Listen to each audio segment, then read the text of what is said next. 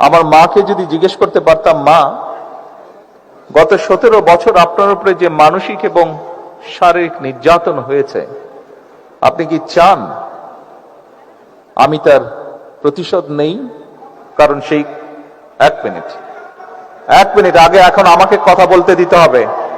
1 minute আমার কথা শুনতে হবে, আপনাদের কথা আমি শুনেছি।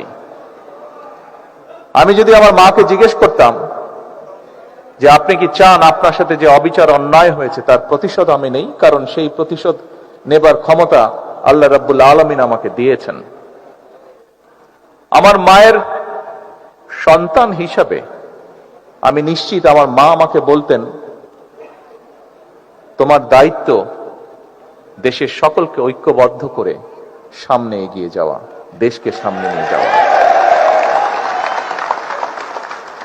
আমি যদি আমার ভাইটিকে জিজ্ঞেস করতে পারতাম যে তুমি কি চাও তোমার সাথে যে অন্যায়, যে অবিচার হয়েছে, যেভাবে তোমাকে মৃত্যুর মুখে ঠেলে দেওয়া হয়েছে, যারা এর জন্য দায়ী তাদের বিরুদ্ধে আমি প্রতিশোধ নেই, কারণ সেই ক্ষমতা আল্লাহ আমাকে এখন দিয়েছেন।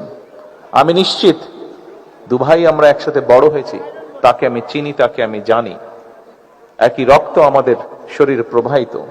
আমার ভাইটিও সেই একই উত্তর দিত যে উত্তরটি আমার মা আমাকে দিতেন।